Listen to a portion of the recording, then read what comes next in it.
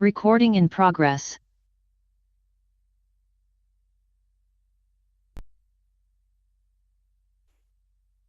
Morning, everyone, and welcome to the Police Services Board for West Perth meeting on Wednesday, May 25th. We'd like to call the meeting to order at 9:03 a.m.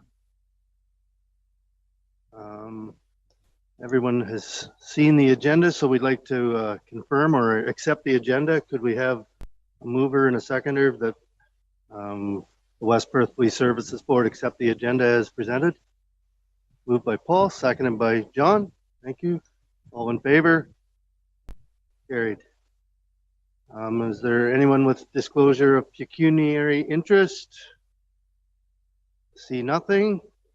We'll move on to confirmation of the adoption of the minutes from the meeting of March 23rd. We only got those just recently, so if you're not comfortable with adopting them. Okay, sure, June. Okay.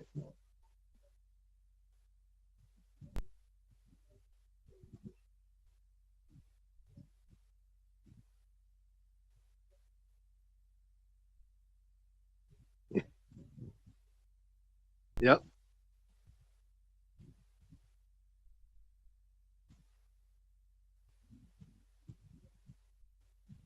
So are we able to make those changes and then adopt them with the changes? Okay, moved by June. We have a seconder for that. John, thank you. All in favor? Thank you. That's carried. Delegations. I don't believe we have any delegations for today. Is there any correspondence from anyone? Don't see anything. All right, move on to reports. Who would look after reports today?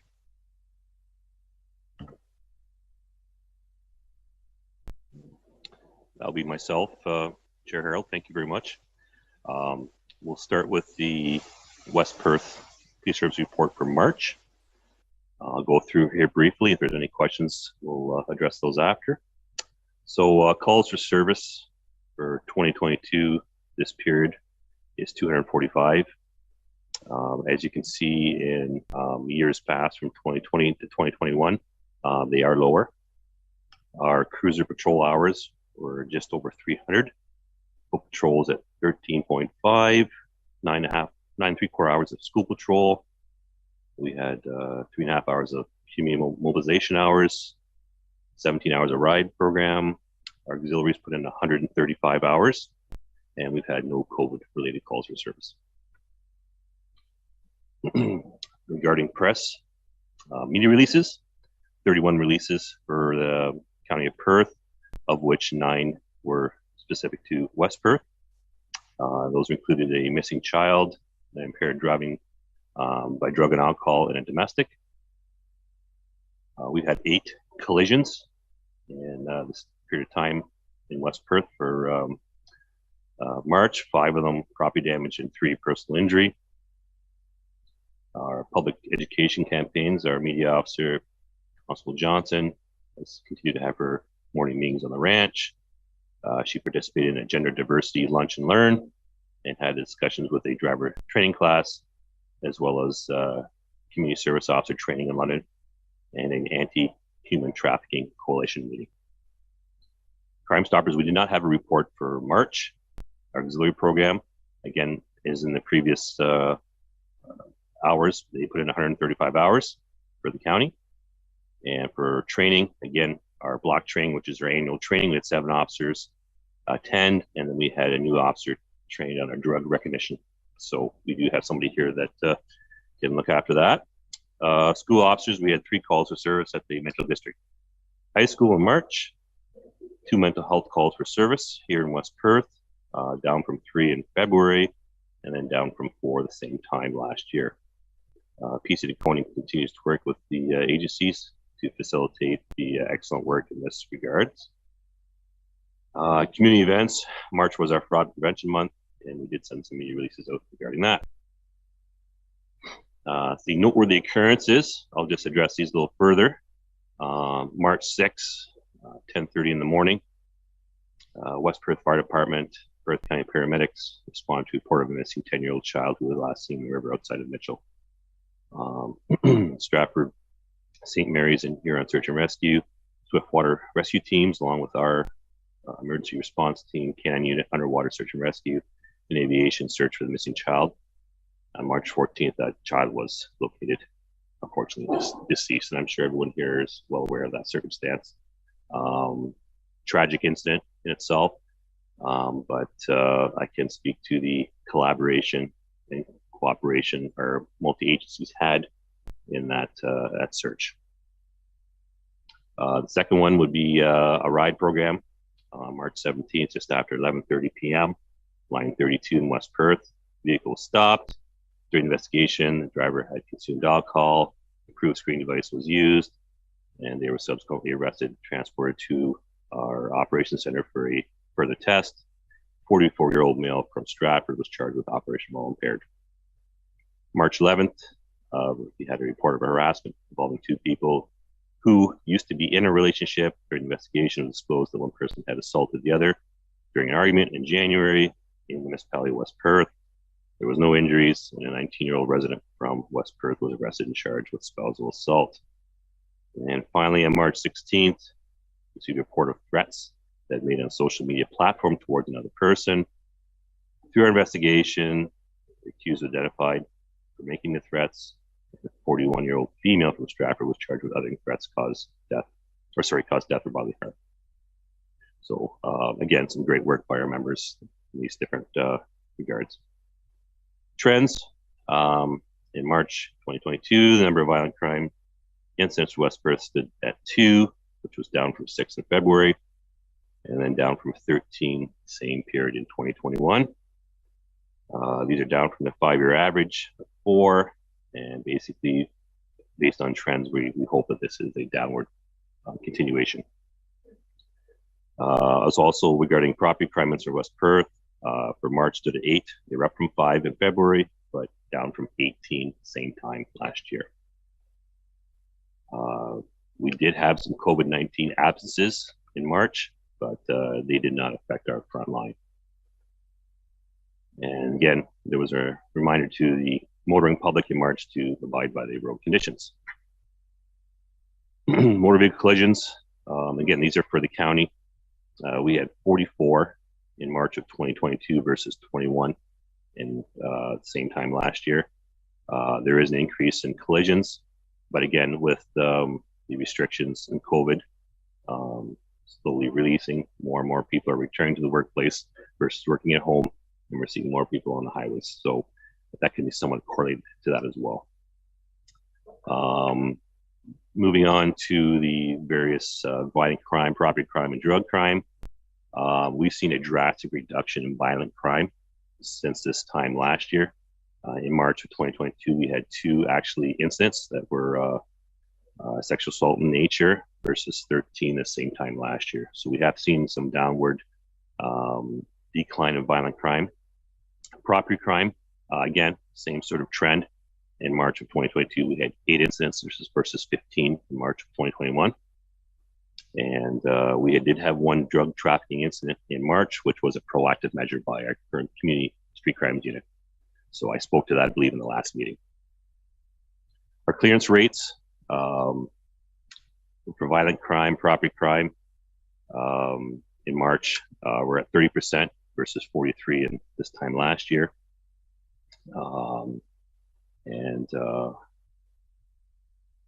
Our unplotted incidents were at 0 versus 2 from last year. So we're doing a lot better on getting our members to score their work accordingly, which is a better reflection on our numbers that we're actually seeing. So working really hard with the members to score their work appropriately. Statement of fees. As you can tell, I've looked through the statement of fees here. I don't see any errors or omissions there. And I'll move along to the false alarm report. There's one glaring factor here in the false alarm report for March, and that's armed tech carousel. And I did reach out to them regarding their false alarms and the number of occurrences we've had there. I spoke to Greg Bentley, who's the operations manager who looks after the false alarms. And between the two of us, I explained to him our number of calls for service, as well as the cost that they were incurring from our repeat attendance to those locations.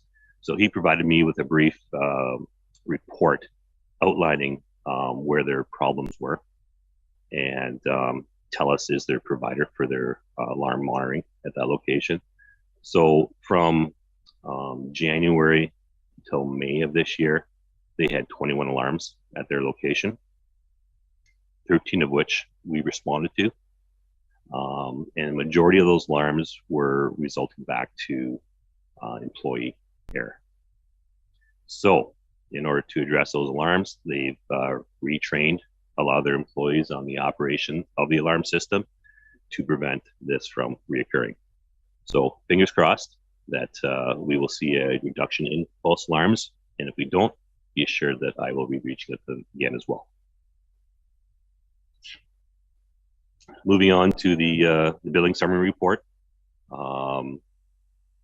I can go through each one individually, but I prefer to go to the weighted hours at the very bottom, which sums up the time we're spending on the various calls for service.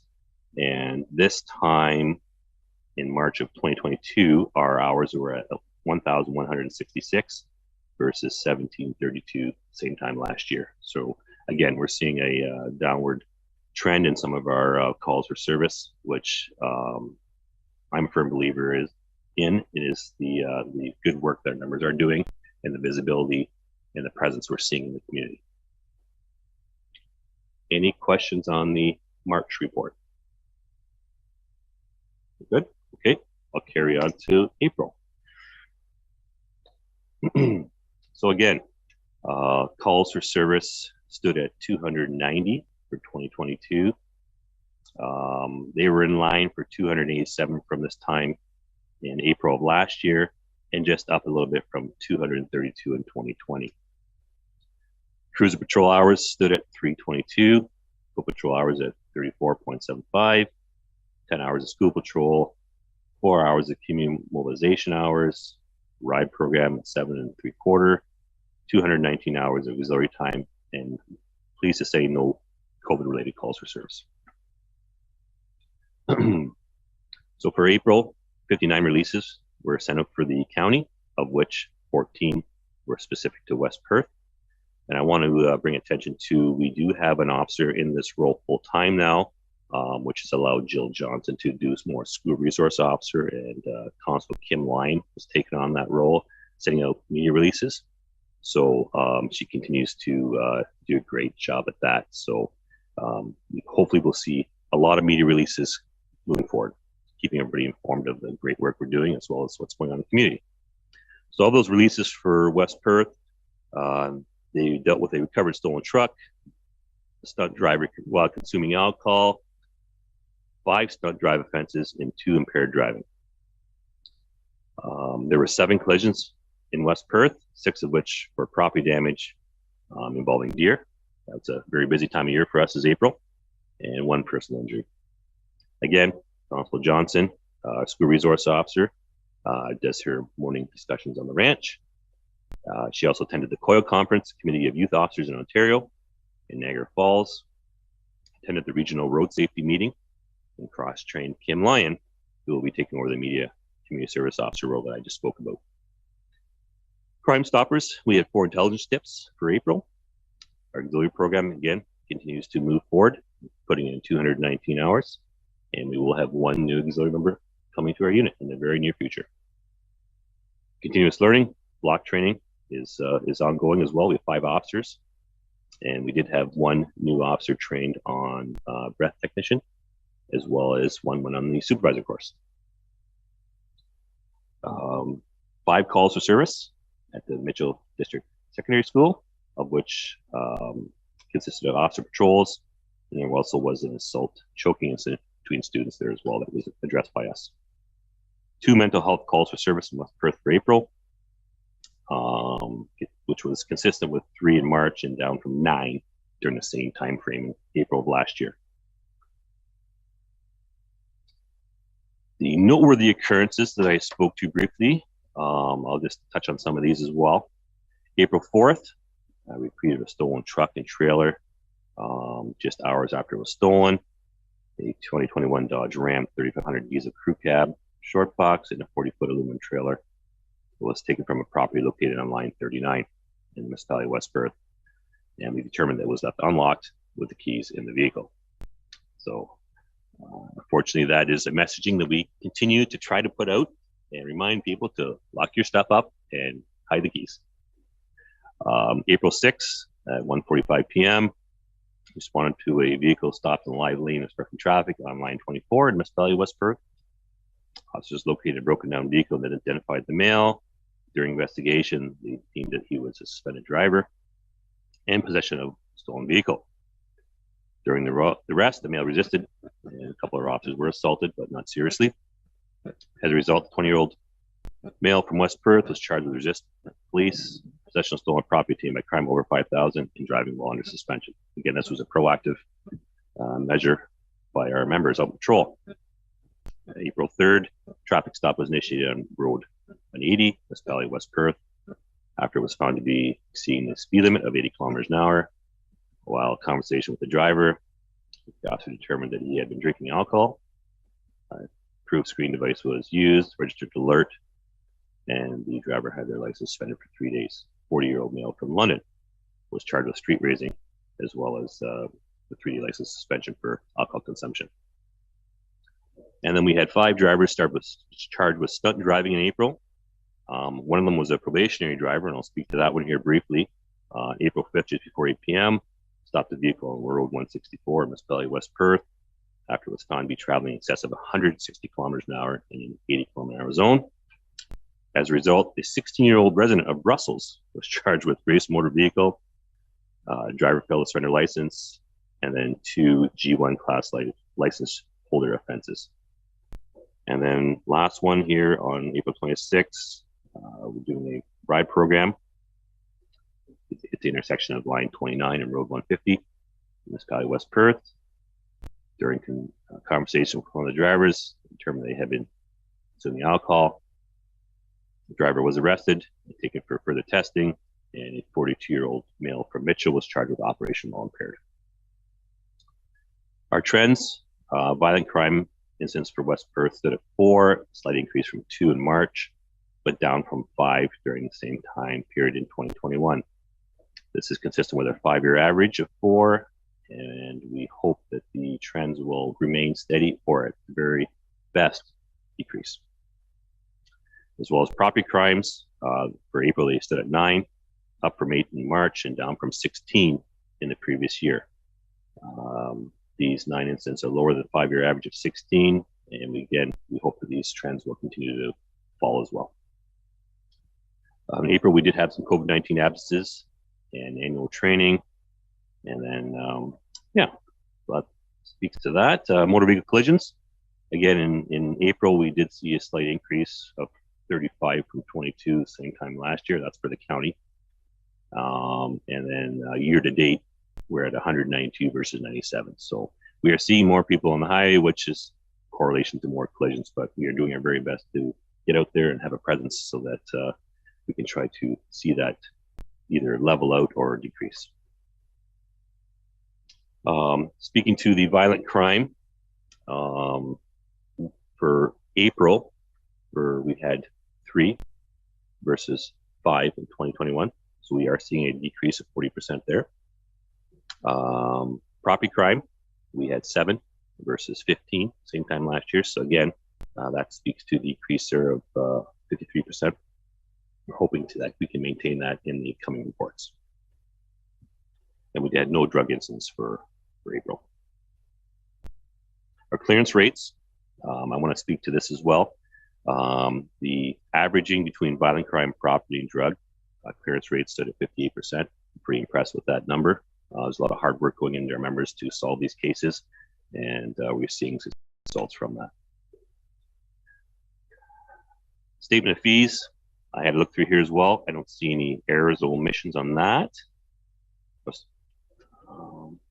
And then again, the false alarms, Duracell was very much on the list here as well, and I just spoke to that in the March report as well. So we hope that Duracell has changed some of their procedures, which will help in alleviating our attendance when we can be doing other things.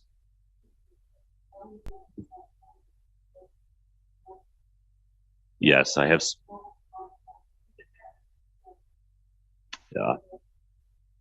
I spoke to.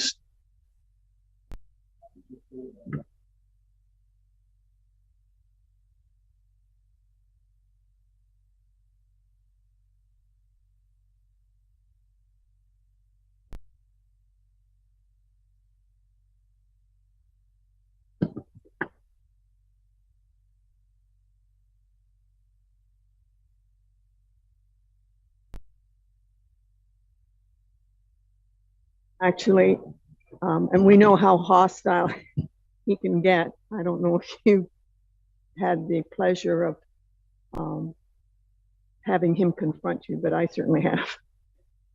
And no explanation. I know he's selling, so he's probably not caring at the moment. But he is. Yeah, he's leaving in July.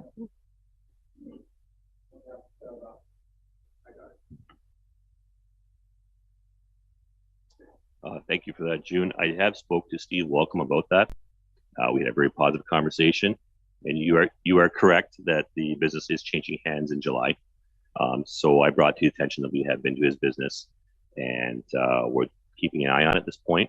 He promised me that he would keep an eye on it from his end as well. So we will see coming months whether that holds true or not. All right. Okay, so calls to service billing summary. Again, we are seeing a decrease here as well. Our calls to service are down. The hours we're spending here are down. So again, for April of this year, we're at 1498 versus 2229 from years past. So saying that, do I have any questions, further questions on the April report? Mayor McKenzie? Notice in the reports that you send out email, a lot of trailers being stolen in West Perth. What do they do with all these trailers? Like, are they parted out, or do they advertise them on Kijiji, or what happens to them?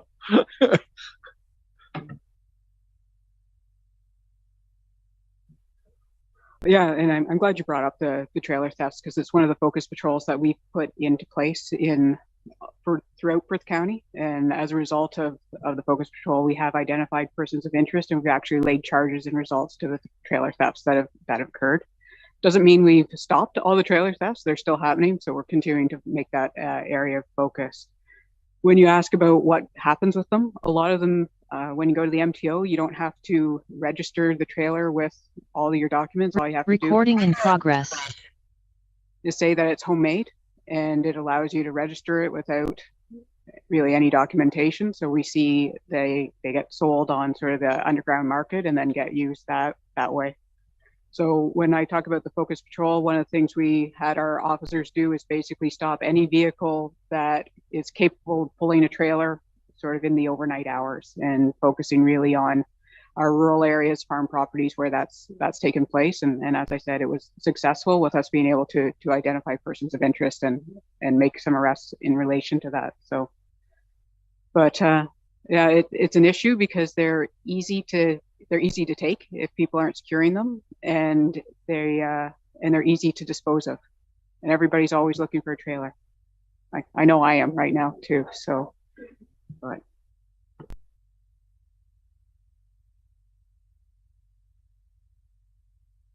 Any other questions from the board?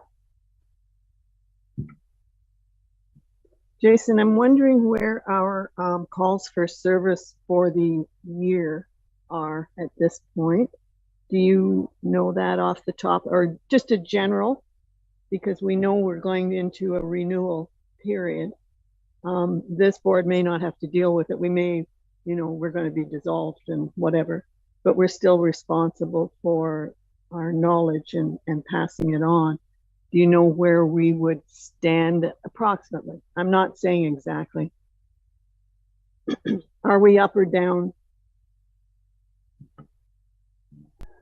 Well, as you can see in the April report, June, we had 290 calls for service.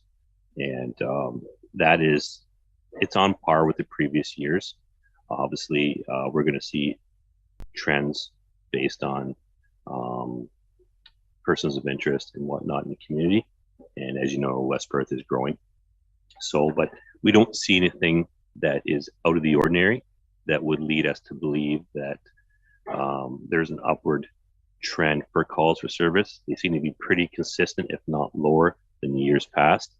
And I don't anticipate a huge increase or change to draw any concern to the board. You suggested that the violent crimes were down in this area, which is positive, I think, anyway.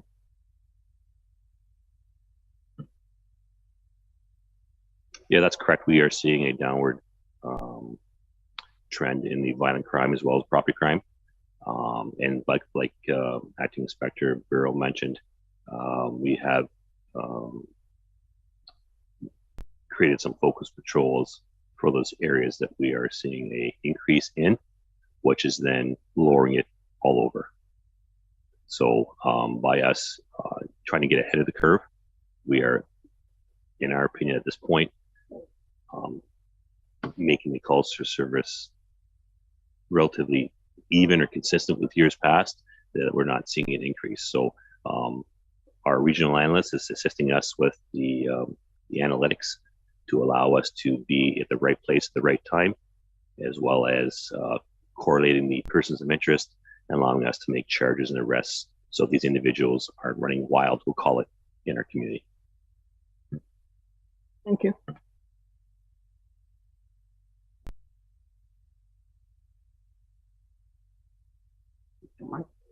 All right. Just wanted to add a couple of extra things in addition to the report. So you'll notice that when we were talking through the report, there was a lot of information about stunt driving and the number of charges that were laying in relation to the high speeds that we're seeing on our roadway. So we've noticed that basically since 2020, and as people are coming back into driving, that they don't have as much respect for other users of the roadways. We'll put it that way. So we're doing a lot more proactive work in terms of our traffic enforcement. So we had our NCO meeting our last month, beginning of this month. And one of the things that we focused on was areas of concern for traffic. So because of that, we've got another focus patrol that's actually going on in Perth East right now. But our next area of focus is going to be line 20 for our enforcement as well. And we're bringing back that stop, look again mentality of being when you're up at the stop sign and doing a zero tolerance there. We just had Canada Road Safety Week. It just ended as of Monday. And during that time, our officers, so Perth County, in terms of West Region detachments, we're probably the second smallest of the detachments in terms of personnel. And our officers were second in the region for the number of charges that they laid. So when you look at that as sort of a per capita basis, our officers were out, they were being proactive. We assigned them areas of concern, especially with the long weekend traffic that runs through Perth County. And so the excellent work by all of them during this Road Safety Week. The majority of the charges were related to speeding, but we also had several impaireds. As we spoke about during the briefing, we talked some of the ride checks, and we are continuing to see success when we put in ride campaigns. And as Sergeant McTaggart was speaking of, we're working closely with our analyst, looking at where our impaireds were actually being located, whether they're being located because of a collision, whether they're being located because of proactive, or if they're being located because we're doing a ride check in those areas. And so now we're targeting our ride checks into those locations where we had impaireds that weren't related to rides. And we've had great success with locating drugs, impaired drivers, open liquor, all of that within doing these ride campaigns. So they are still an effective measure for us. And The other thing I want to speak of was in North Perth on May 11th, the OPP, in conjunction with several of our community partners, held a mental health customer service workshop. And it was really to be able to talk about the different services available within Perth County.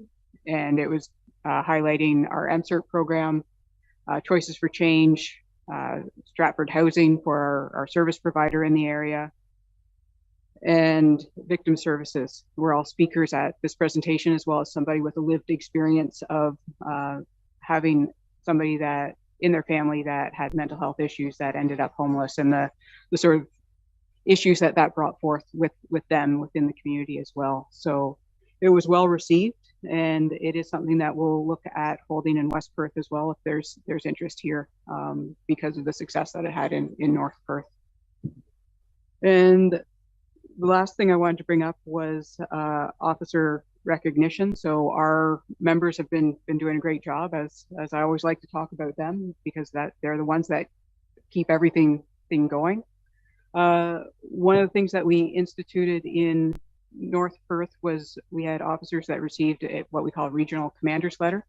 So it was for work that they did in the community by deploying the lock zone. And so we had it presented in front of the Police Services Board. And I wanted to check with the board to see if this is something that, if we have officers from this area that are receiving recognition, if you would like to have them attend as well, to be able to recognize them if they're on shift that day during a meeting.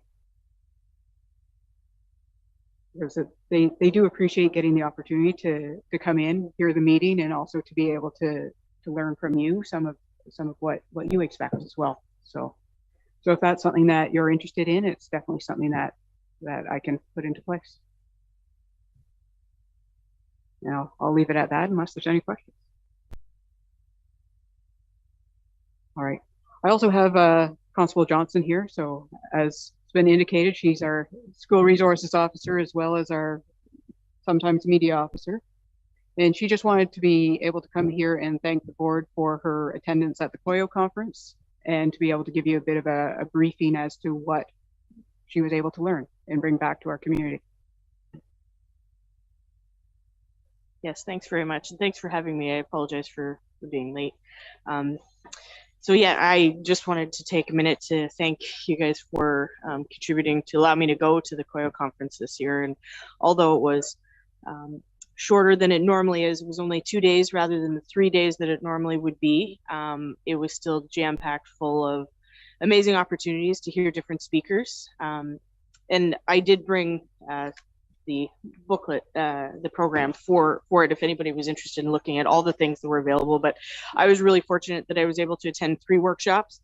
I learned about human sex trafficking around the world, and a young woman that has created an organization to help combat that. I learned a little bit more about risk assessment for threats of violence in schools, which we're seeing is very relevant these days, unfortunately. And then another one where we looked at our own implicit bias and gave us an opportunity to sort of internalize and look at our own view of people and really work through that a little bit, it was quite enlightening. And then everyone had the opportunity to hear the main guest speakers, which included someone talking about the effects of social media on youth, which again is very timely and relevant. And then the final speaker of the day was actually the OPP chief psychologist, and the topic of her talk was what's trauma got to do with it? Everything. And looking at trauma as a whole in the community, but also us as workers that are working with the youth and the things that we see through them and through our jobs. And it was really great to be able to go, and I do look forward to attending in the future. So thank you again for that. Does anybody have questions on that at all?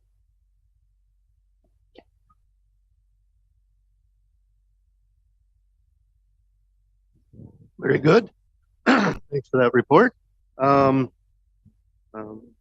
We need to approve the reports from March and April for the false alarms and I guess the full reports. Could we have a mover and seconder for that, please? Moved by Walter, seconded by June. All in favor? Thank you. That's carried. Financial reports. I'm sorry, go ahead.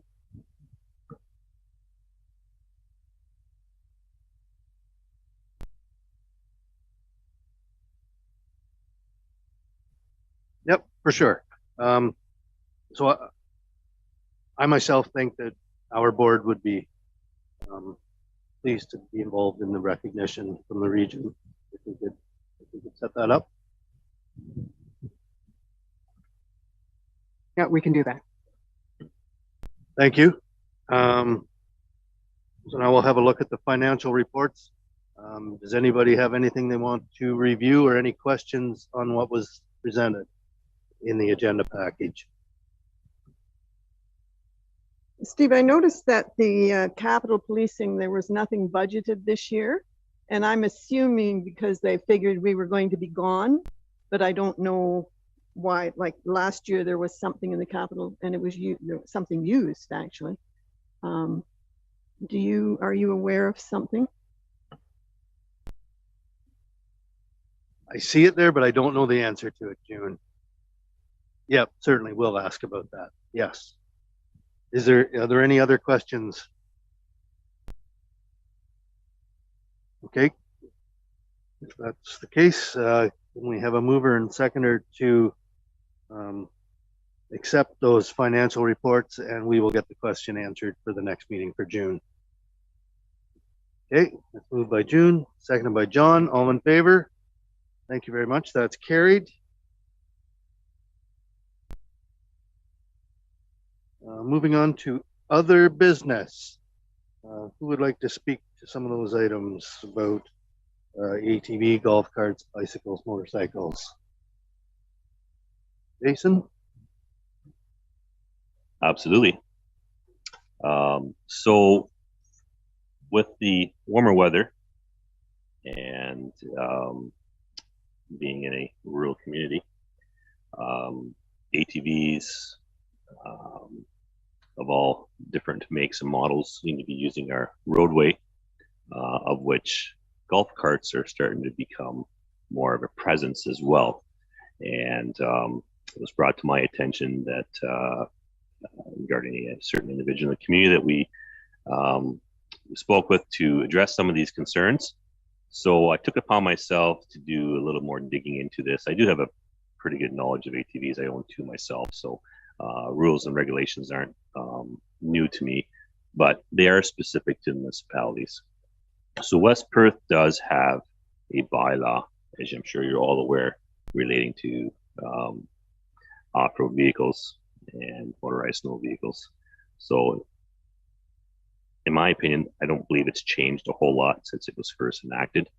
But we are seeing a lot more changes in the off-road vehicles, we'll call them per se, in the community. So there's classifications of these that are changing. And I'm just going to draw your attention to what they're referring them as. So obviously everyone's aware of the classic single rider ATV. Then you now have the two up, which ATVs aren't traditionally, a passenger is not permitted on the ATV unless a manufacturer produces an ATV that allows for a passenger. And there's only a few models that do that. One of them is, I believe, Can-Am does offer that in their production. Then you have your side-by-side, which is becoming very popular. 2- and 4-seater side-by-sides are not uncommon anymore, as well as your utility vehicle that a lot of the farmers are using. They usually have a dump cart in the back. Those are using our highways as well. So rules and regulations, 16 years of age is the minimum age on those. Must have a valid G2, M2 or greater. They must have a permit affixed to the vehicle to use it. No passengers under the age of 8. If the passenger is permitted, both the driver and passenger shall wear an approved helmet and fasten them to the neck with a chin strap. the driver and passengers of the off-road vehicles must occupy the seating position which it's designed for, and the passengers on an off-road vehicle that's designed for that must their feet must reach the footrest. So there is a present pilot project, I'll call it. They're referring it to as low speed vehicle pilot program, of which the municipality of South Bruce, Kinloss, here on Kinloss, as well as Pelee Island, are looking at permitting these vehicles.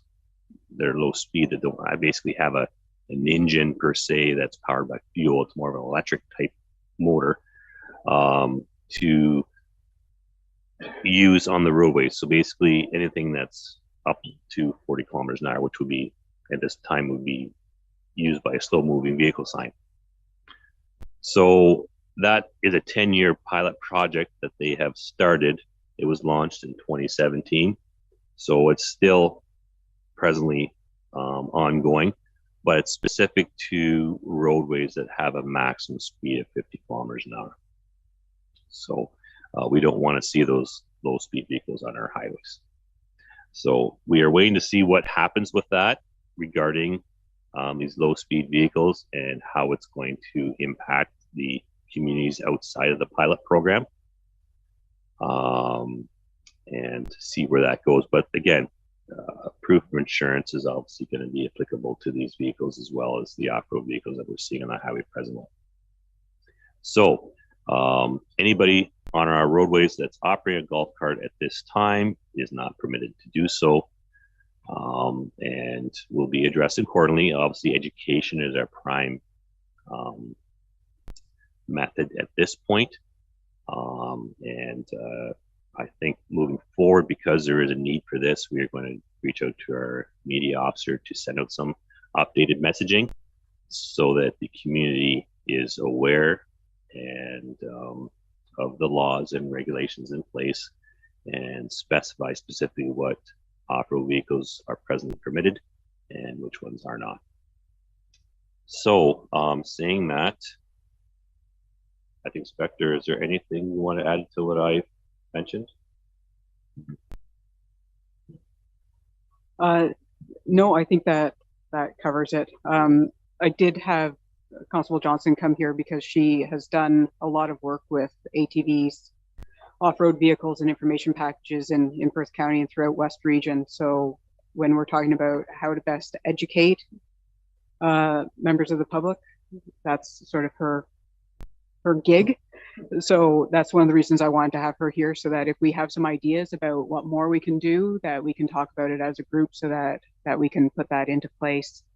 The other thing, I know we talked about bike and bike safety as sort of 9.2 here, and Jill is one of our school resource officers, so she speaks a lot about all of these things in the classroom, so she can address that as well while we're here. If anybody has questions about what type of education she provides to the students about safe driving practices, safe biking practices, safe off-road vehicle things as well. So.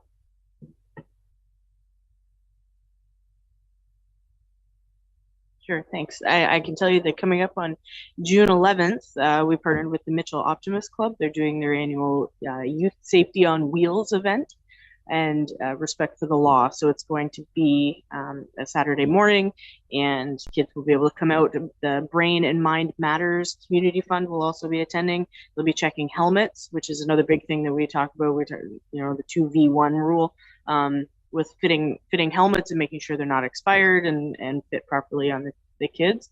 So again, that event is coming up in June, but definitely I've had issues with people riding off-road vehicles in our communities that shouldn't be. I've had a couple of more in the north, but like 14-year-olds using the off-road vehicles for farming, work purposes, thinking that they're exempt from the laws because of that. So I did spend a lot of time researching it and getting to know the laws, which have changed slightly over the last couple of years, but knowing that that West Perth is one of the communities that does have the bylaw. They've been around here for a while. So I don't know that we've had as many issues necessarily with people operating them incorrectly here. I feel like there's a little bit more knowledge because they've been allowed and around for a while. But one thing that I did do was put together sort of an information package for our officers, because that was sort of another issue that we're seeing, is because it can be somewhat confusing with the different legislation. We have the Highway Traffic Act, the regulation, like the regulations as part of the Highway Traffic Act, but also there's the Off-Road Vehicle Act. And that can be confusing for people, thinking that the Off-Road Vehicle Act applies to off-road vehicles when they're on the highway, but in fact, it's the Highway Traffic Act. So one of the things that I like to try to do is make sure that our officers are aware of what the proper charges and laws are.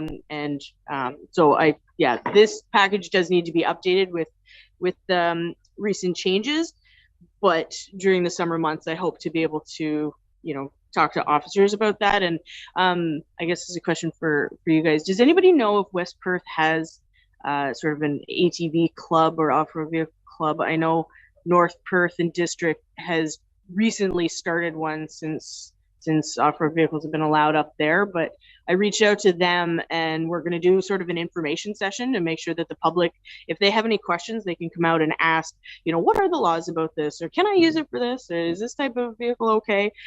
Just sort of an informal information session that people can get that information. And we have booklets that are available, the Safe Ride, Smart Ride, Safe Ride booklet that easily outlines, what the laws are.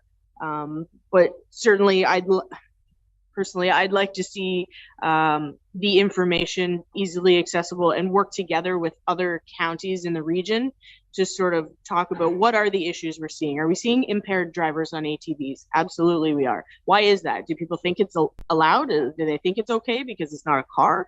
The collisions that we're seeing and the injuries and deaths of children, but also adults on private property, farm properties. Why is that happening? Is alcohol always involved? Are they not wearing helmets? And just look at the bigger issues and how do we combat that? Do we need more education? Do we need more conversations with the public?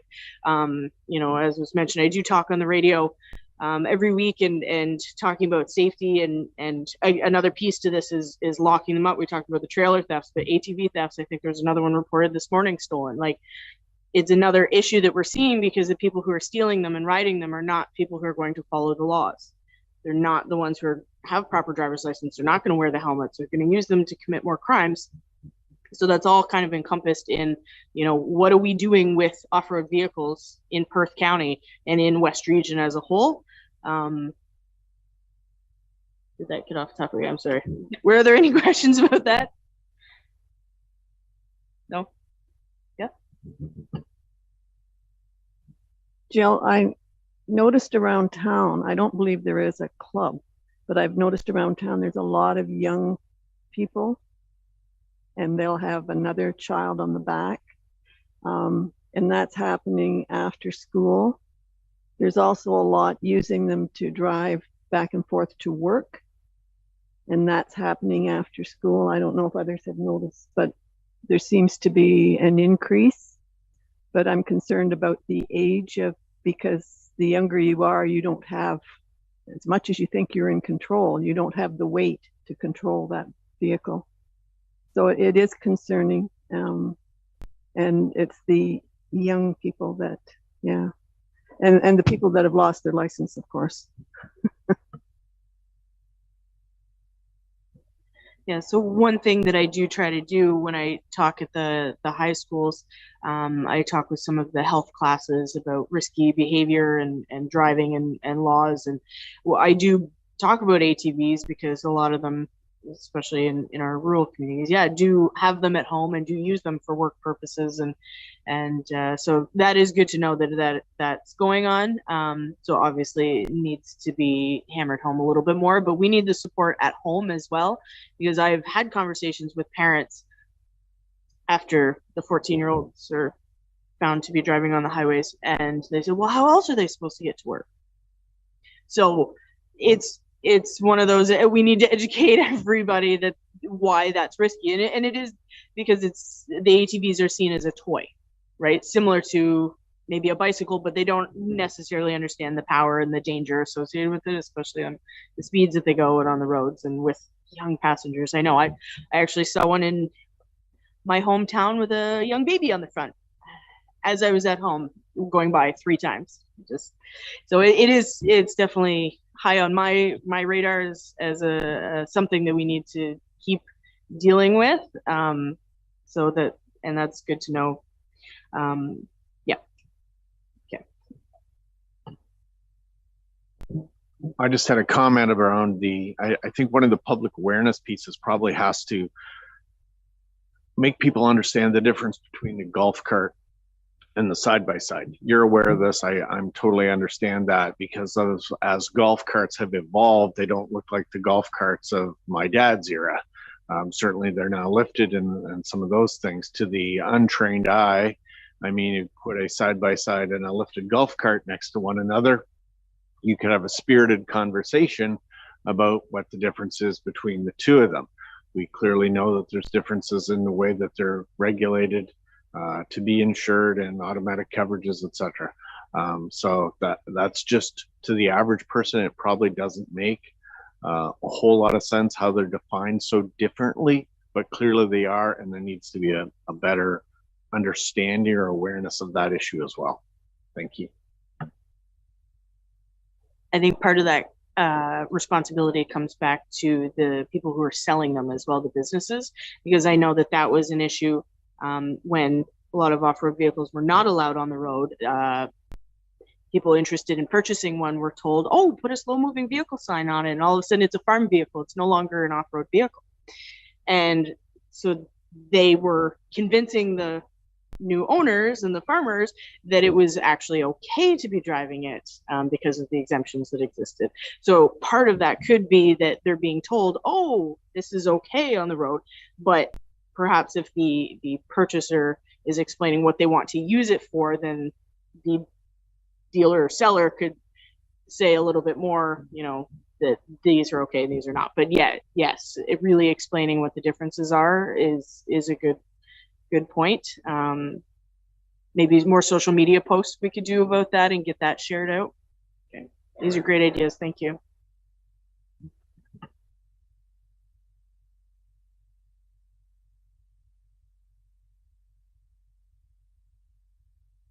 I can say one other thing that I have been able to do was after there was a young person that lost their life on an off-road vehicle a couple years ago, the farm where he was working asked us to come and speak on ATV safety so that they didn't have any more kids die or get injured using these vehicles for the farming purposes. So if there's any community groups or businesses or farms, whoever wants that, personal touch, the one-on-one safety conversation. I know some businesses have like a safety day where they go through a bunch of different safety training and stuff. That's something that we can do as well.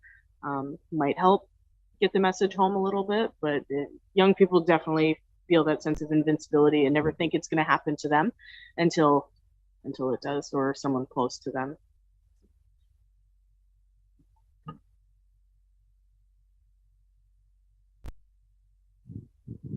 Anything more on ATV golf cart safety usage?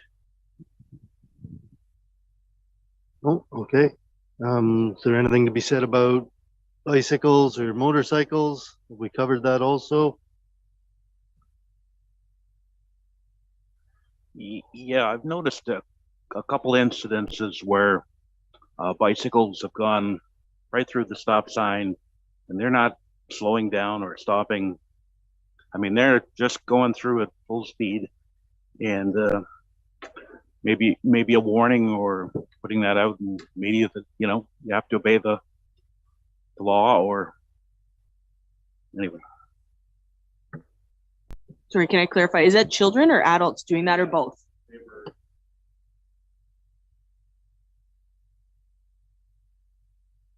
I would say it's both.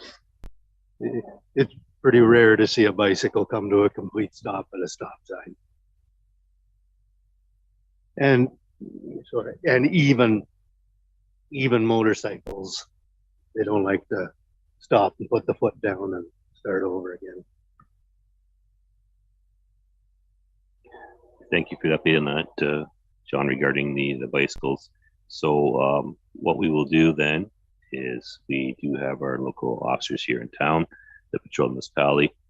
I'll bring it to their attention that the board has identified an issue regarding bicycles and the proper usage of them, as well as following the appropriate laws.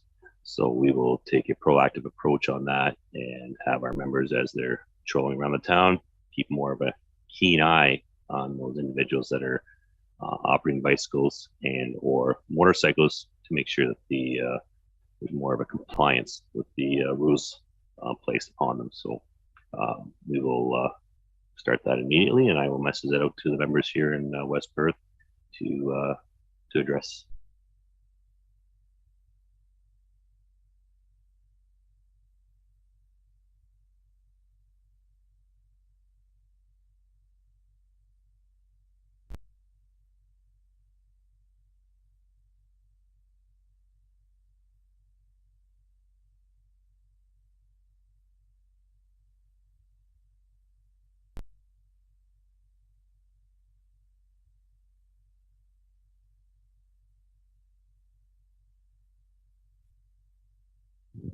Thanks, Jeff. Moving on, I don't believe we have any. Oh, sorry. Go ahead, Daniel. I can just provide an update on the previous meeting. We had a question around records retention in the contract. So through some research and speaking with the province, it's not something that's needed for this board. And in fact, this board, being a committee of council, would fall under our procedural bylaw, which would also then fall under our records retention bylaw. So we would already be following records retention policy for this board, the same as all other committees and boards of West Perth.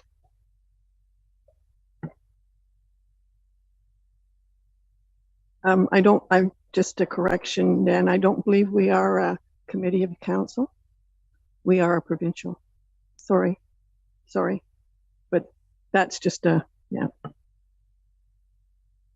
I stand by your committee of council. You're not a provincial committee. You're a Section 10 legislation committee. And in the act, the committee reports to council.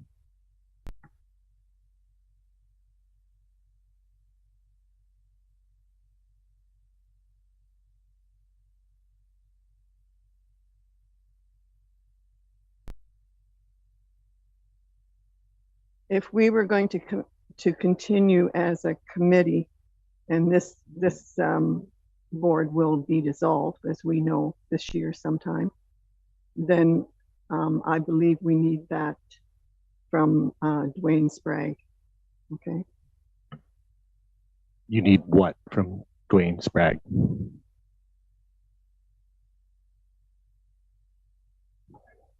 This is coming from Dwayne Sprague. That's my contact. I'm happy to connect you with him, but it's a Section 10 board, so the board reports to council.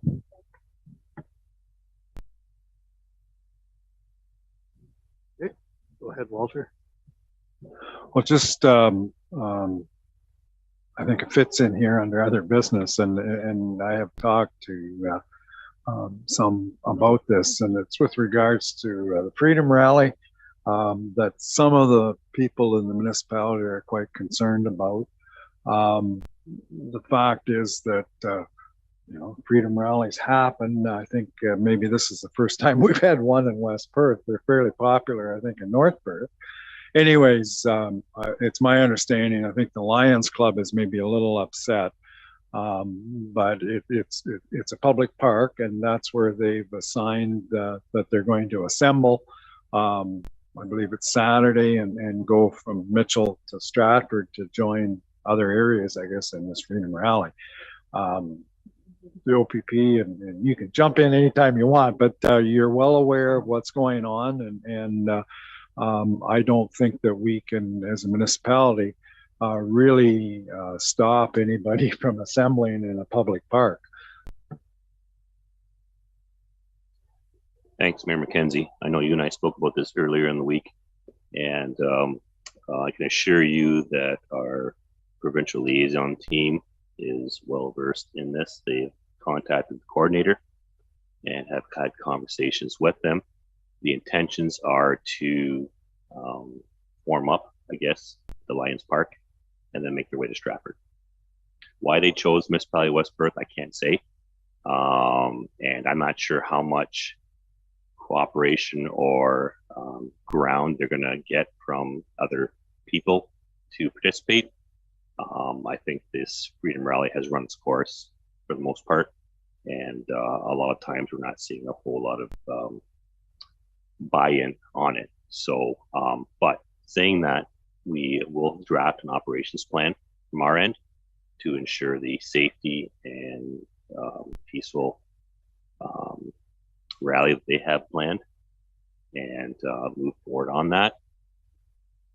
Like I said, it seems to be a staging area here to move to Stratford. So it would just, we've been assured that they were going to follow all the rules and regulations of the highway. They're not, the traffic slowdowns are not part of their concern here. But somebody has identified Lions Park as a good place to form up, and that's where they're deciding to do this. So we will take that in stride.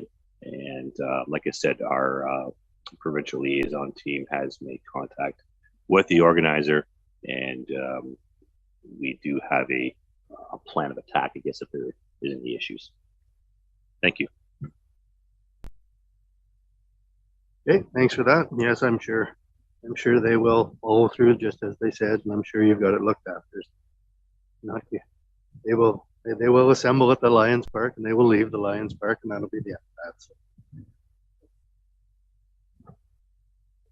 Do we see any need or desire to have local bylaw enforcement attend as well or be part of your operations plan, or?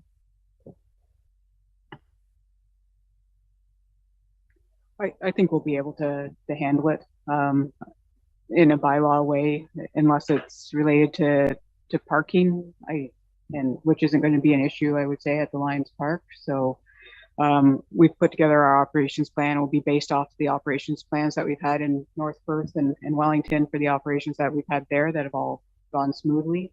We wouldn't mind having a contact for bylaw, which I know we already have, just in case something comes up, but I wouldn't say that they need to be in attendance.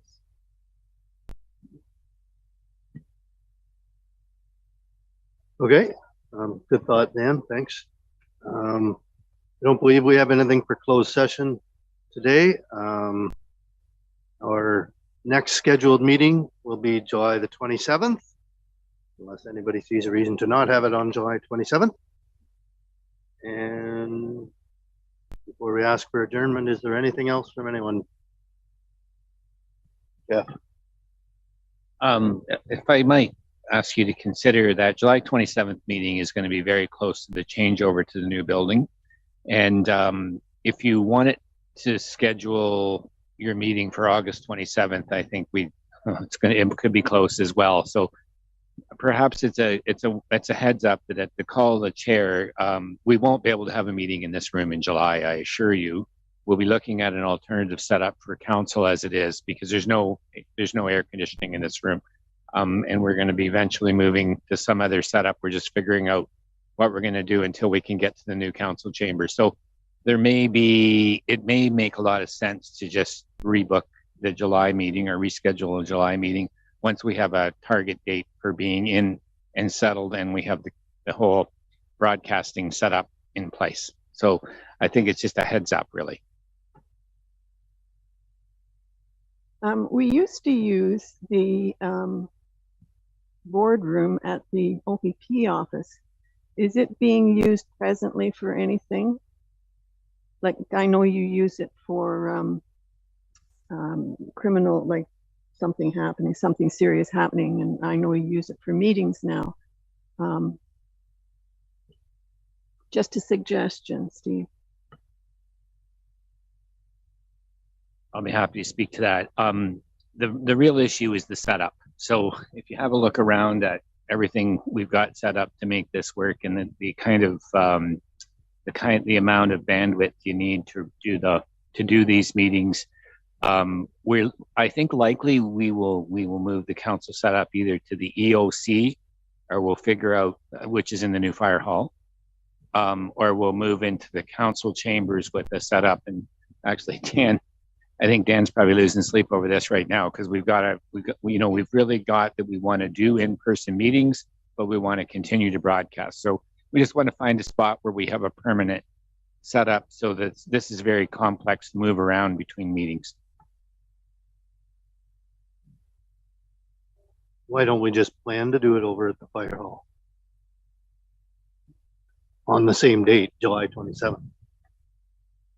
Yeah, either the fire hall or the council chambers. And so we're just looking right now about whether we still want to maintain some physical distancing. And the EOC is a really great meeting room, and it's nice and big and has big tables, but it's hard to get camera coverage. And also, if we move in, we would stay. So if you're like, for example, we're not moving to the community center and then setting up and taking down for every meeting, because this is a complex little setup, and the wiring is just, well, I'm speaking for Dan, but it's a complex little setup that's very time consuming. So when we move, we'll get somewhere. But again, we'll just check on the schedule. It's going to be very close, and it's really just a heads up for the night. Okay, we'll just leave it as is until we get a little closer to the date. All right. Last call. Anything else? Nope. Seeing nothing. Can we have a motion for adjournment? Walter and Paul. All in favor? Thank you. That's carried. Meeting adjourned.